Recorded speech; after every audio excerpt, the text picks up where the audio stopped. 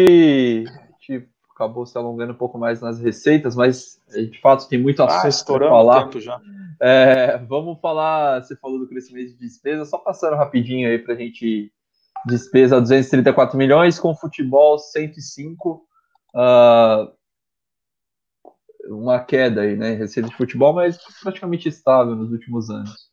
Depois, Munir, o que nós vamos fazer? O pessoal que acompanha a gente lá, vão lá no nosso site, né, olhar os nossos relatórios, e ao longo do tempo nós vamos fazer isso, tanto aqui no canal quanto no site.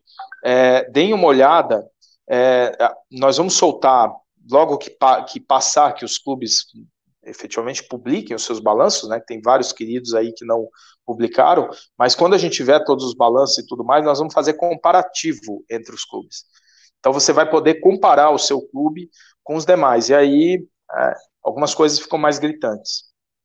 É isso. Bom, vamos avançar. Falamos de despesa, a despesa financeira líquida, Fernando. 28 milhões. O que é isso, para o pessoal entender? Cara, isso aqui é uma aberração, né, cara? Isso aqui é uma aberração.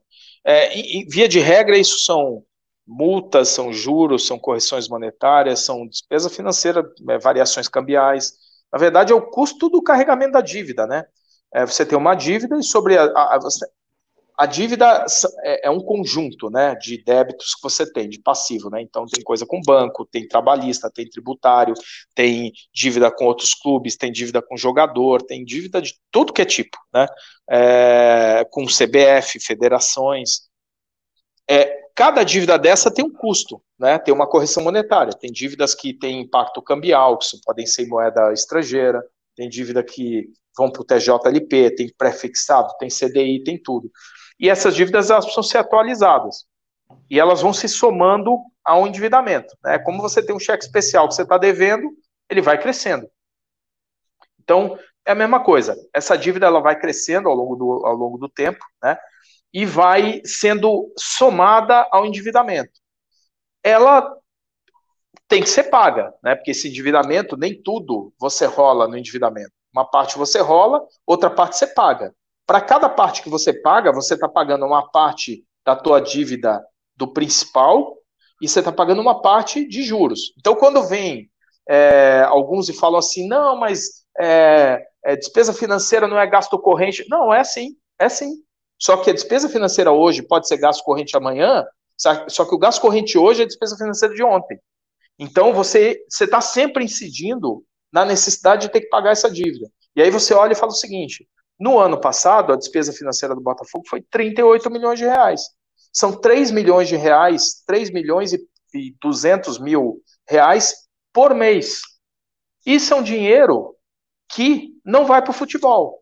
Não faria uma diferença legal você ter 3 milhões e 200 mil reais por mês? Agora, essa é a diferença entre um clube não endividado com um clube endividado. O Atlético Paranaense, nos últimos 5 anos, teve 50 milhões de reais de receita financeira. Essa conta foi positiva nos últimos 5 anos. Né? O Botafogo, nos últimos 10 anos, foram 287 milhões de reais. Ali, essa conta tem uma anomalia, vamos chamar assim, que é os 119 milhões positivos de 2015, que tem a ver com a discussão do passivo do Profut, atualizações de endividamento tributário e tudo mais. Né? Mas você pode ver, é uma dívida que consome no Botafogo uns 30, 40 milhões de reais por ano. Por ano. O que o clube arrecadou em venda de jogadores esse ano. 39 milhões. Aí, ó, bem colocado. Isso aí, o mesmo valor. Comprou para pagar juros. De uma maneira grosseira, não é só juros, mas para ficar bem entendido aí por vocês, por todos. Legal. E você falou também no destaque de um déficit de 21 milhões, Fernando. Então, déficit de 21 milhões, né, é um número, vamos dizer assim, não é. O Botafogo já teve períodos muito piores, né? O período 2010, 2014, vocês lembram quem estava no comando do Botafogo nesse período? Era o dentista, como chama o nome dele lá? Eu esqueci o nome dele agora. Não vou me recordar. Os O nossos pessoal amigos lembra, vão gente. dizer daqui a pouco aí. Eu não me lembro se era ele o presidente nessa época. Mas teve um ano aqui que o déficit do Botafogo foi de 175 milhões de reais, gente. 175 milhões de reais. Entendeu? É complicado, né? Então vamos lá. Esse é um número, um Ó, déficit. Fernando, só para confirmar, 2011 a 14 foi Maurício Assunção, Maurício 15 a Assunção. 16, é, foi. Era ele que eu queria lembrar. 15 a 17, depois quem foi mesmo? 15 a 17, Carlos Eduardo Cunha Pereira e agora o Sim. Mufarrege. Foi o Maurício Assunção, o autor da obra aí. Nessa conta aí você tem um déficit de 167 milhões, mais outro de 175, mais um de 49, e teve um outro ali perdido ali no meio que eu não consigo ver, mas deve ter sido uns 60 milhões. Você tem uns 500, 300, 400 milhões aqui, nesse meio do caminho. Nessa brincadeirinha aqui, uns 400 milhões. 400 milhões é metade do endividamento do Botafogo. Com 400 milhões de dívida, o Botafogo está numa outra situação. Só para você ver como, às vezes, uma gestão, um período curto, e não estou botando tudo no saco do Maurício Assunção, não, tá? Mas só para dizer como um período curto pode fazer um efeito muito grande aí na situação atual do clube. É o que a gente fala, se recuperar demora muito mais do que se afundar. Falando nisso, Fernando, vamos para as dívidas. Mais de 800 milhões de reais de endividamento líquido, crescimento E de aí, 5% ao ano. Aí, Munir, é importantíssimo, porque os amigos que estão olhando a gente aí, é disso que eu estou tratando. Isso é uma obra coletiva. Há 10 anos atrás, o Botafogo tinha 378 milhões de endividamento líquido, que era metade de hoje, só que ele tinha uma receita que era menos da metade, que era um quarto da receita atual. Ele faturava 50 milhões e devia 380. Hoje, ele praticamente dobrou o seu endividamento, mas quadruplicou a receita.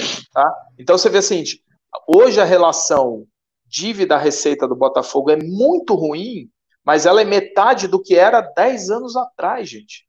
Então, olha que o drama é um drama de longuíssimo prazo, é uma história antiga. O amor do Botafogo pelas dívidas é um caso antigo, assim, sabe? É um dos mais antigos, talvez o mais antigo do futebol brasileiro. Tá? Aí vocês vão ter que resgatar dirigentes de outras eras aí para explicar como é que esse passivo aconteceu. Só que, veja, em 2014, o Botafogo já tinha essa dívida de 845 milhões. A dívida de hoje, de 823 milhões, não é o recorde de endividamento do Botafogo. O Botafogo está praticamente com a mesma dívida há 5 anos. E nesses 5 anos, você sai de um endividamento de... vamos lá, em 2014, a relação dívida era 5,2 vezes. Então, você vê, é um trabalho suado, difícil, e que parece não surtir efeito, mas o clube está reduzindo. Ele reduziu a relação dívida-receita 30% em relação ao seu topo, do ponto de vista real, que é trazer de 5,2 para 3,9. Mas veja, 3,9 ainda é 3 vezes maior do que a média do futebol brasileiro. Então vocês reparam como é difícil você sanear um clube que passou décadas com problemas financeiros. Né? Eu me lembro da época do falecido Bebeto, em que ele contava as histórias, por exemplo, que aconteciam com o passivo trabalhista do Botafogo. Eram quadrilhas dentro do clube. Eram acordos que existiam junto com a outra parte, que o Botafogo perderia ações, que geravam endividamento para o clube, porque tinham pessoas que ganhavam dinheiro com isso, gente. Entendeu? Foi isso que fez o Botafogo ficar na situação atual. Foi isso. Veja, 845 milhões já eram há 5 anos atrás, 6 anos atrás. Fernando, vamos entender um pouquinho essa dívida? Explica pra gente o que são esses gráficos aqui. Então, esses gráficos são o perfil dessa dívida. Né? 390 milhões do endividamento total do Botafogo. Só o seguinte, gente.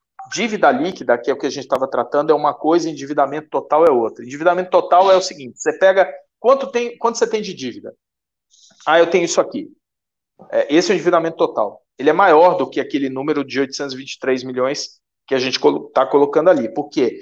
A dívida líquida abate receitas que você tem a receber, tá? Então, só para ficar entendido. Dívida tributária são 390 milhões. Esse não é o pior dos mundos, né? Dívida tributária é uma dívida que, em geral, tem um custo menor e tem um prazo maior para pagar. Mas os clubes não estão conseguindo pagar. Hoje mesmo, eu na entrevista que eu estava dando de manhã, o repórter me perguntou, não, porque os clubes estão discutindo com o governo uma renegociação do Profut para aumentar o parcelamento. Legal, isso se eles conseguirem é ótimo. Só que para muitos clubes não faz diferença nenhuma porque eles não estão pagando o Profut mesmo. Então, já não tá saindo esse dinheiro hoje, entende? Então é o seguinte, dívida tributária, 390 milhões. O Botafogo paga uma parcela brutal disso aqui. Dívida trabalhista, essa é sinistra, né? 195 milhões. Aí tem o ato trabalhista. O ato trabalhista, ele te consome compulsoriamente uma parte razoável da receita do clube para pagar essa... o ato trabalhista é o seguinte, os caras pegaram lá uma consolidação das dívidas trabalhistas dos clubes e falaram o seguinte, você aqui você deve 100 milhões, então você vai pagar isso aqui em 5 anos. Vai pagar 20 milhões por ano. Vai pagar 1 milhão e pouco por mês. Aí faz essa conta e o clube tem que pagar todo mês, depositar aquilo ali, e aquilo vai para o condomínio de credores trabalhistas, né? Eu vou dar um exemplo do caso mais agudo que a gente tem ontem, que até ontem estávamos discutindo, que é o caso do Paraná Clube. O Paraná Clube tem que pegar 20% da sua receita bruta, olha que loucura, 20% da sua receita bruta, e ela vai direto para pagar trabalhista. Direto para trabalhar. O clube só trabalha com 80% da sua receita. Você tem que tirar imposto e tudo mais, sobra uma parte, dessa parte, 20% você separa já o trabalhista antigo, né? Aí você tem tributário, você tem outros credores, você tem banco, você tem fornecedor, e você tem as despesas do clube, você tem o salário atual do jogador, comissão técnica e tudo mais.